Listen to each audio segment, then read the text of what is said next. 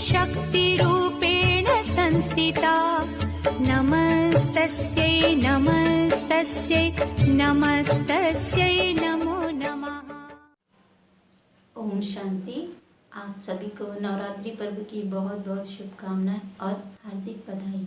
आज हम नवरात्रि के आध्यात्मिक रहस्य के बारे में जानेंगे। ये नवरात्रि पर्व ना सिर्फ श्रद्धा और आस्था का प्रतीक है, परंतु इसमें कई वैज्ञानिक रहस्य भी छुपे हुए हैं। देखिए, जब हम पुरातन समय में ज़्यादा शिक्षित नहीं हुआ करते थे, तो धर्म के नाम पे जो भी हमें देवताओं के बारे में बताया जाता था, उसे ही हम अपना मान लेते थे और उसे अपने जीवन में अप्लाई किया करते थे। ठीक उसी प्रकार ये पर्व भी हमें यही शिक्षा देता है कि श्रद्धा और आस्था के साथ साथ हमारे तन और मन का भी शुद्धिकरण होता है।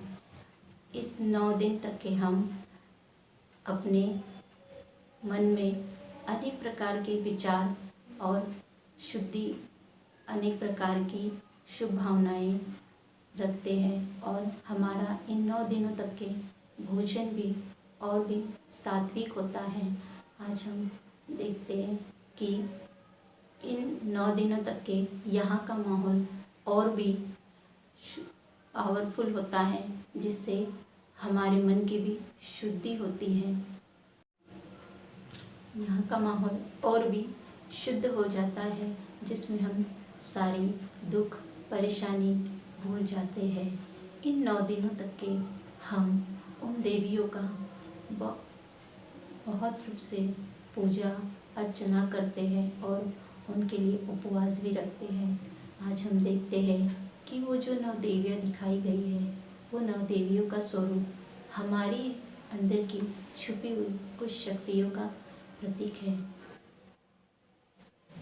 तो आज हम माँ गायत्री के रहस्य को भी जानेंगे। माँ गायत्री, जिसे विद्यादायिनी कहते हैं, और वे माँ गायत्री जो है वो दिव्य बुद्धि दायिनी भी है। आज देखते हम माँ गायत्री का वाहन जो दिखाते हैं वो है हंस।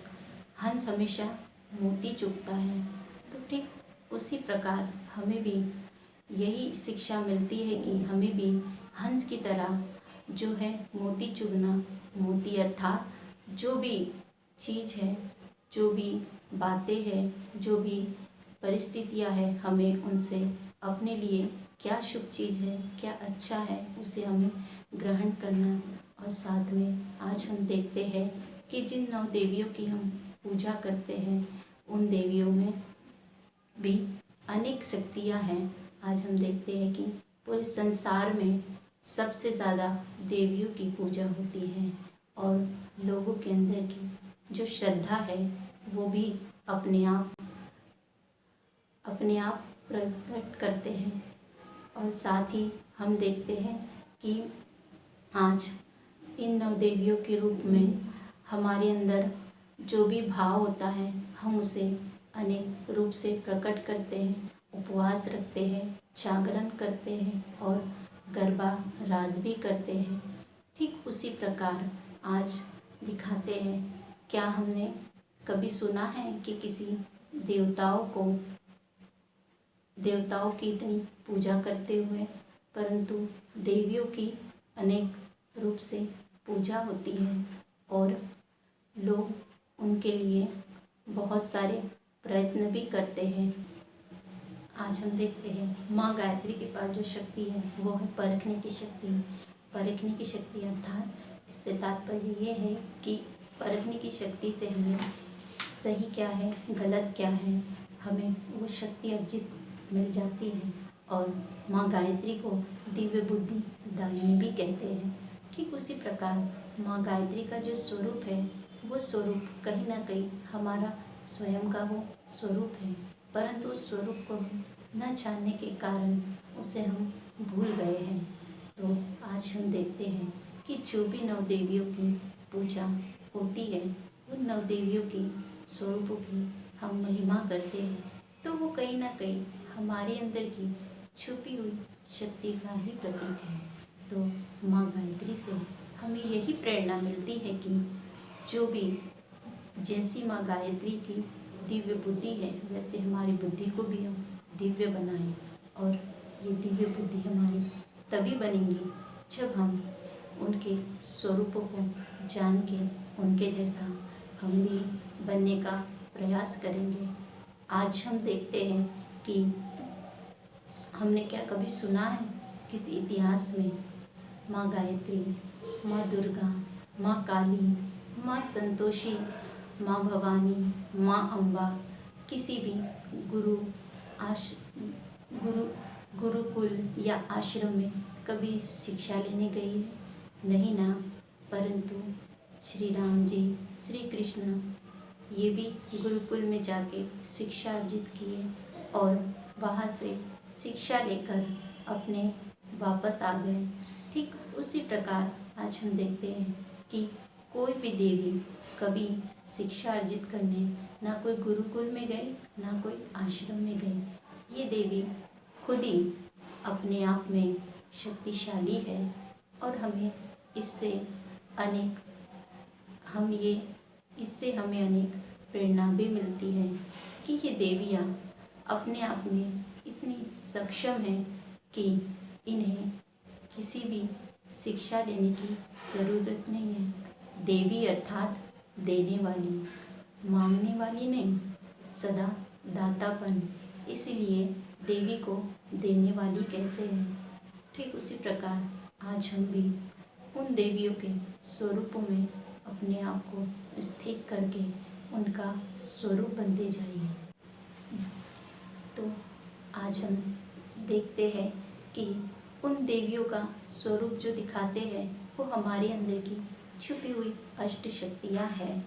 ठीक उसी प्रकार आज हम इन स्वरूपों की भी प्रैक्टिस करेंगे और आज इन स्वरूपों के जैसे हमें बनना है तो उसके लिए कुछ पॉइंट्स हम देखेंगे। जैसे पहले कहते हैं कि हम पहला है सेल्फ डिपेंड बने। सेल्फ डिपेंड यानी खुद से ही सब कुछ करें, ना कि हम दूसरों पर। जब हम सेल्फ डिपेंड बनते हैं तब ना हमें किसी से कभी धोखा मिलता है, ना कोई हमें कभी हर्ट कर पाता है, ना हमें किसी से नुकसान मिलता है। क्योंकि हम दूसरों पर जब तक डिपेंड हो जाते हैं तब तक हमारी अंदर की शक्तियाँ भी खत्म हो जाती हैं। जब हम सेल्फ डिपेंड बनते हैं तो हमारी अंदर की शक्तियाँ भी जागृत हो जाती हैं। इससे मुझे एक दृष्टांत याद आता है कि एक छोटे से गांव में आकाशवाणी हुई कि 50 साल तक के यहाँ बारिश नहीं होगी। तो उस गांव में सभी लोग बहुत ज़्यादा भयभीत हो गए, चिंतित होने लगे कि अब क्या होगा, कैसे होगा। कई लोग तो डिप्रेशन में आ गए और कई लोग तो गांव छोड़ के भी चले गए और कई लोग अपने बच्चों की चिंता में ही रह गए और कई तो बीमार भी हो गए। तो ऐसे ही चलता गया। ठीक उसी गांव में एक ऐसा किसान भी था जो बिल्कुल किसी की बातों में नहीं आया और वो रोज़ खेत में जाके हल चलाता था। ऐसा 2-3 दिन लगातार करते गया और जब हल तो गांव वालों ने कुछ नहीं कहा। ऐसे करते करते कई दिन बीत गए, लेकिन फिर भी उस किसान ने उसे काम को नहीं छोड़ा। ठीक उसी प्रकार वो करते गया तो गांव वालों ने आखिर कह दिया कि क्यों तुम्हें पता नहीं कि आकाशवाणी हुई है और 50 वर्ष तक के पानी नहीं होने वाला है। तो किसान ने बहुत ही सुंदर जवाब दिया, कहा कि मुझे पता है आकाशवाणी हुई है, लेकिन अगर मैं खेत में नहीं जाऊंगा, हल नहीं चलाऊंगा तो कहीं मैं ये काम करना ही ना भूल जाऊं। ठीक उसी प्रकार पर से जो आकाश है, इंद्रदेव, उन्होंने सुना और उन्होंने सुनते ही उन्होंने भी सोचा कि कहीं अगर मैं बरसना बंद कर दूं तो कहीं मैं भी ना भूल जाऊं। तो जैसे ही उन्होंने कहा 1 मिनट बाद तुरंत बारिश शुरू हो गई। तो ये होता है खुद की सेल्फ डिपेंड बनना, यानी कि वो किसान ना किसी के बातों में आया, ना किसी के बारे में उन्होंने सोचा, उसने खुद ने प्रयास किया। वो चाहता तो लोगों की तरह वो भी दुखी हो सकता था, परेशान हो सकता था, लेकिन उसने कुछ भी नहीं किया और वो खुद की हिम्मत से अपने आप काम करते गया और बारिश भी हो गई। ठीक इस कहानी से हमें यही सीख मिलती है कि हमें भी कभी भी कैसी भी परिस्थिति आए अपनी हिम्मत नहीं हारनी चाहिए और अपना काम स्वयं करना चाहिए। आज हम देखते हैं कि हम किसी और पर निर्भर हो गए। आज हम देखते हैं कोई परिस्थिति पे निर्भर हो गया, कोई समय पे निर्भर हो गया, तो कोई वह अवसर पर भी निर्भर हो गया है। कहते हैं कि समय होगा तो कर लेंगे, अवसर मिलेगा तो कर लेंगे, हो जाएगा। ये हो जाएंगे के चक्कर में आज हम ये खुद की डिपेंड करना भूल गए और जब हम दूसरों पर डिपेंड हो जाते हैं तो हम खुद ही दुखी हो जाते हैं। इसीलिए हमें माँ गायत्री से ये भी शिक्षा मिलती है कि हमें सेल्फ डिपेंड बने। जब हम सेल्फ डिपेंड बनेंगे तो कैसी भी परिस्थिति आए हम उसे डट के सामना कर सकते हैं। ठीक उसी प्रकार दूसरा पॉइंट है कि हम देखते हैं be depend in your life, मतलब be depend in your zone, silence zone. इसके लिए हम दूसरी बात ये जानते हैं कि कहते हैं बी योर साइलेंस जोन, मतलब अपनी आवाज़ को, अपने आप को आवाज़ से परे रखना। आज हम देखते हैं कि जब हम बहुत ज़्यादा आवाज़ में आ जाते हैं, शोर में आ जाते हैं, तो हम कहीं ना कहीं अपने अंदर की शांति को, अपने अंदर की शक्ति को ही खत्म कर देते हैं। आज हमें किसी भी चीज़ का फैसला लेना होता है तो हम उस आवाज़ में, उस शोर में नहीं ले पाते। तभी तो कहते हैं कि कोई भी बात होती है तो थोड़े समय के लिए हमें शांति में रहने दो। शांति में रहने का मतलब है कि हमें साइलेंस जोन में जाने दो। जब हम शांति में रहते हैं तब किसी भी बात का हम सही तरीके से निर्णय ले सकते हैं और जब हम निर्णय लेते हैं उस शांति में तो हमारा कोई भी काम बहुत सहज हो जाता है। आज हम देखते हैं संसार में उस शांति बिल्कुल नहीं है, जहाँ वहाँ अशांति का माहौल है। इस माहौल में भी हम अपने आप को साइलेंस रख के हर एक चीज़ को, हर एक बात को अच्छे से जांचें, परखें और फिर उस चीज़ का निर्णय करें। आज हम देखते हैं कि जब हम साइलेंस में रहते हैं तब हमारी साइलेंस शक्ति और भी ज़्यादा पावरफुल हो जाती है और उस साइलेंस की शक्ति से हमारा व्यक्तित्व अपने आप दिखाई देता है और उससे हमें बहुत सारी शक्तियाँ भी प्राप्त होती है। आज हम तीसरी बात देखते हैं कि लव योर सेल्फ, मतलब खुद से प्यार करें। आज हम हमेशा अपेक्षा रखते हैं कि कोई हमसे प्यार करे, कोई हमें सम्मान दे, कोई हमारी रिस्पेक्ट करे, लेकिन कहीं ना कहीं हम दूसरों पर ही निर्भर हैं। जब हम खुद से प्यार करना सीख लेते हैं तो हमें दूसरों से सम्मान अपने आप मिल जाता है, दूसरे हमारी रिस्पेक्ट करना अपने आप जान लेते हैं। लेकिन उसके पहले हमें खुद से प्यार कर, तो जब हम खुद से प्यार करना सीख लेते हैं तो हमें दूसरे से प्यार अपने आप मिल जाता है। कहते हैं कि प्रेम एक बहुत बड़ी शक्ति है। जो खुद से प्यार करता है खुदा उससे प्यार करता है, तो खुदा जब हमसे प्यार करता है तो सबसे प्यार हमें अपने आप मिल जाता है। लेकिन आज संसार में हम दूसरों से प्यार की अपेक्षा करते हैं, लेकिन कहते हैं कि हमें अपने आप से प्यार करें, अपने काम से प्यार करें, अपनी कामयाबी से प्यार करें। आज हम देखते हैं कि प्यार करना अर्थात स्वार्थ नहीं है, स्वार्थ निस्वार्थ है। और कहते हैं कि श्री कृष्ण के लिए सुदामा ने एक मुट्ठी चावल दिए, वरना श्री कृष्ण को क्या ज़रूरत थी सुदामा के पैर धोने की। तो ये कौन सी शक्ति है कि जो स्वयं भगवान जिसे श्री कृष्ण को कहते हैं वो सुदामा के पैर धो रहा है। तो ये प्रेम की ही शक्ति है। प्रेम एक अपने आप में बहुत शक्तिशाली है, किसी पत्थर को भी पिघला देता है। कहते हैं कि आज इस संसार में कुछ हमें दो ना दो, लेकिन प्रेम दो, यानी कि आज संसार में कहीं ना कहीं प्रेम की कमी है। आज हर मनुष्य के अंदर से प्रेम खत्म होते जा रहा है। आज हर एक मनुष्य का प्रेम स्वार्थ का हो गया है, लेकिन हम कहीं ना कहीं अपने आप से प्रेम करना भूल गए हैं।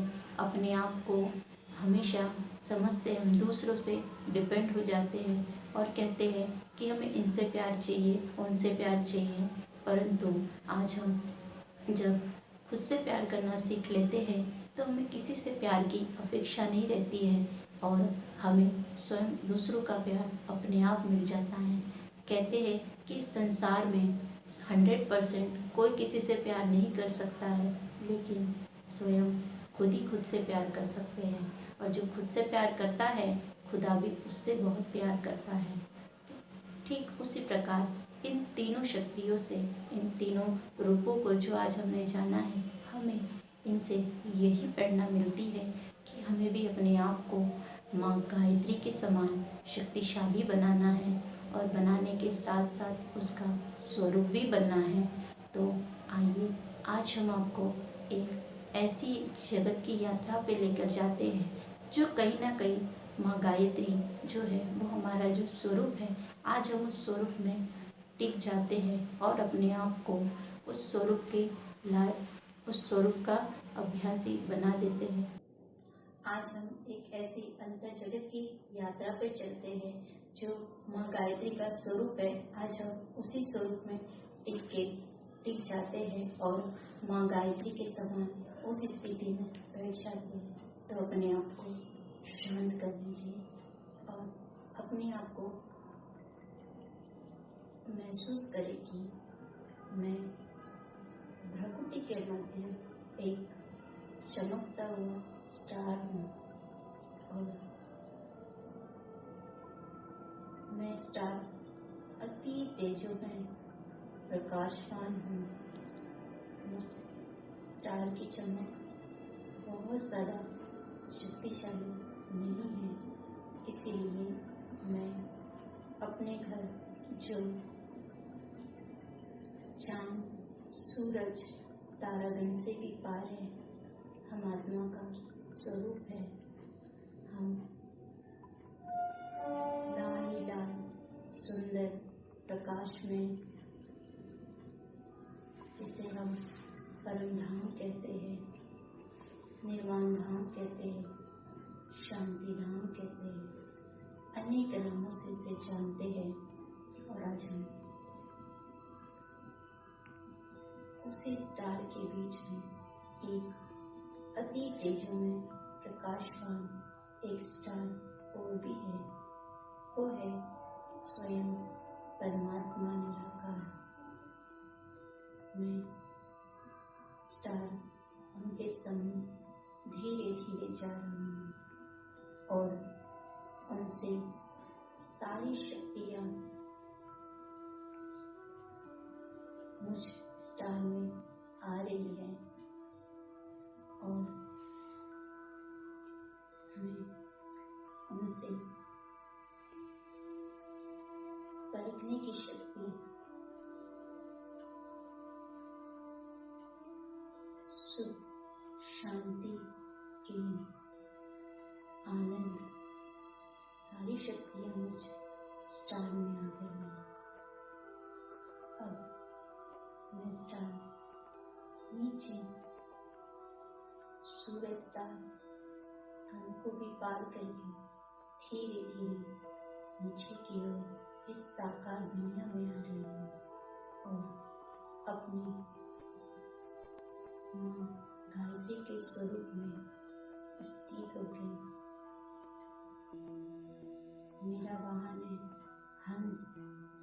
मैं माँ गायत्री हंस पर विराजमान हूँ।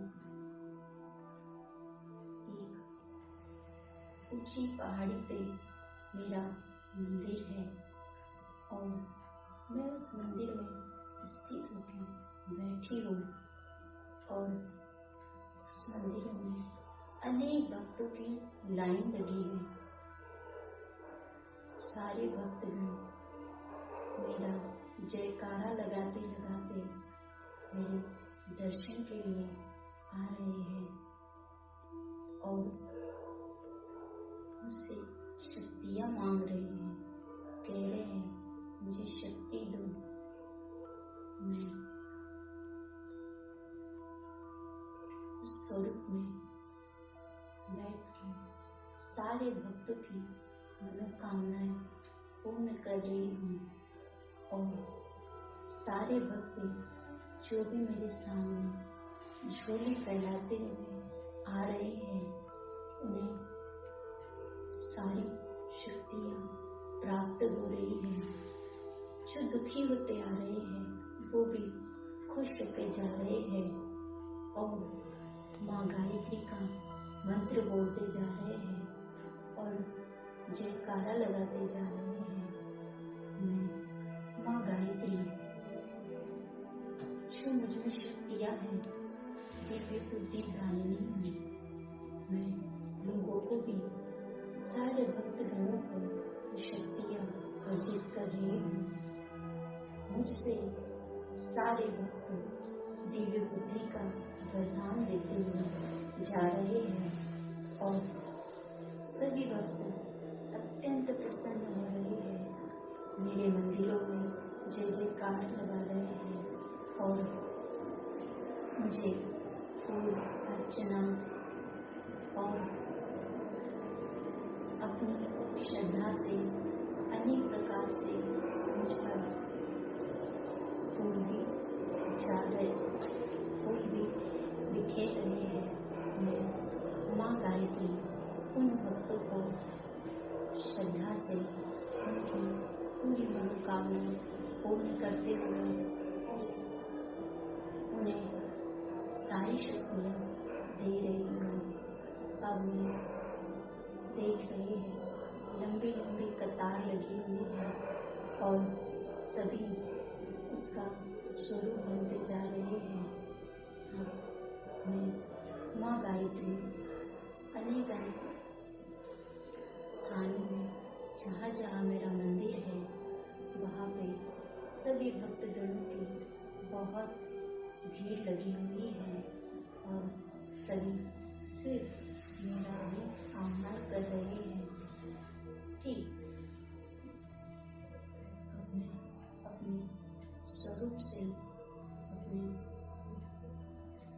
मनुष्य स्वरूप में आ जाए और अपने आप को शक्ति से भरपूर कर लूं। शांति।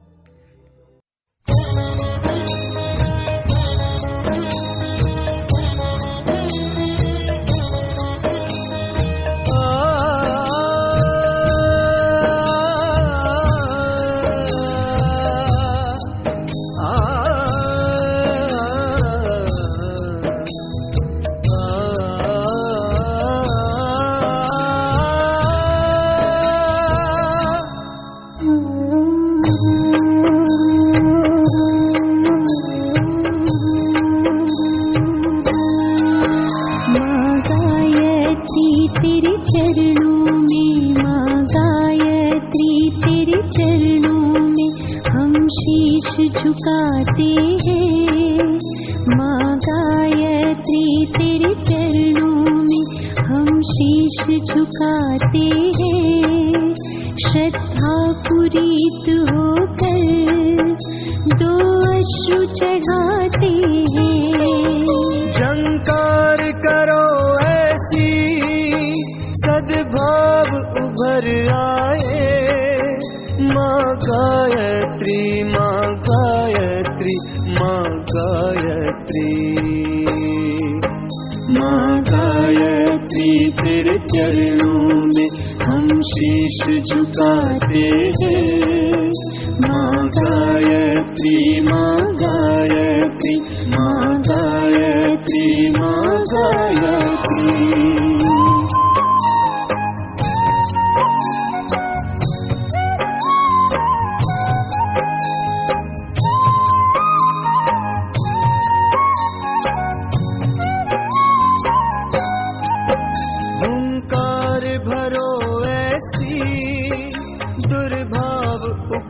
जाए, सन्मार्ग न छोड़ेंगे, हम शपथ उठाते हैं।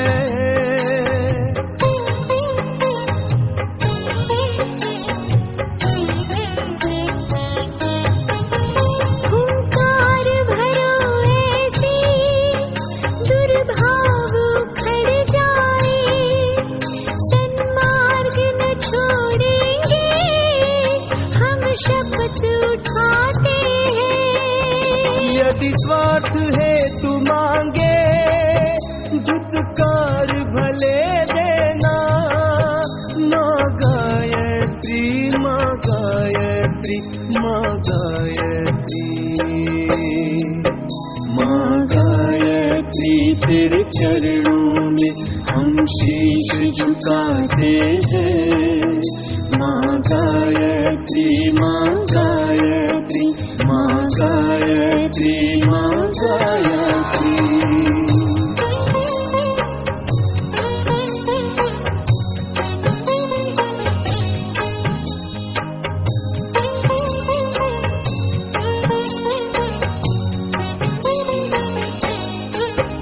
जगहित हम याचक हैं, सुविचार हमें देना।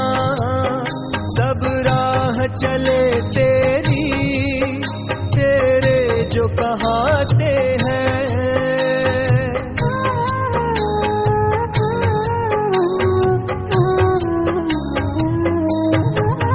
जगहित हम याचक हैं, सुविचार हमें देना। सब राह चले तेरी, तेरे जो कहाते हैं। वो हास्य हमें दो माँ, सारा जग मुस्काए। माँ गायत्री, माँ गायत्री, माँ गायत्री, माँ गायत्री तेरे चरणों में हम शीश झुकाते हैं। माँ गायत्री, माँ गायत्री, माँ गायत्री, माँ गायत्री।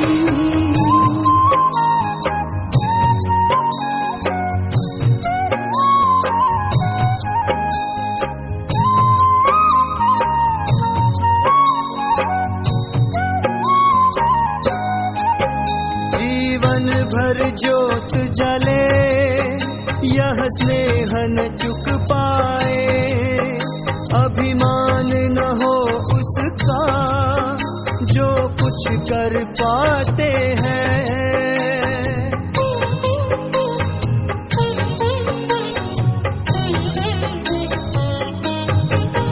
जीवन भर ज्योत जले, यह स्नेह न चुक पाए। अभिमान न हो उसका, जो कुछ कर पाते हैं। विश्वास करो माता, हम पुत्र तुम्हारे हैं। माँ गायत्री, माँ गायत्री, माँ गायत्री, माँ गायत्री तेरे चरणों में हम शीश झुकाते हैं। माँ गायत्री, माँ गायत्री, माँ गायत्री, माँ गायत्री।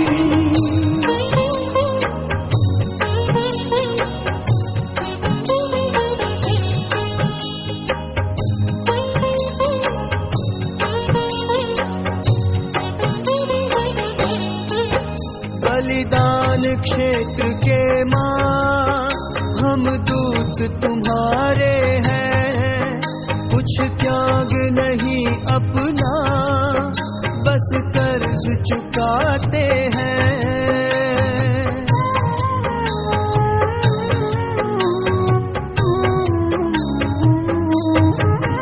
बलिदान क्षेत्र के माँ, हम दूत तुम्हारे हैं।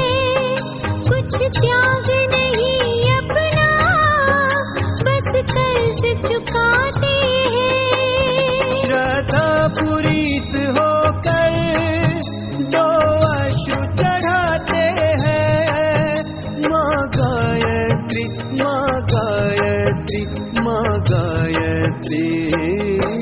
माँ गायत्री तेरे चरणों में हम शीश झुकाते हैं। माँ गायत्री, माँ गायत्री, माँ गायत्री, माँ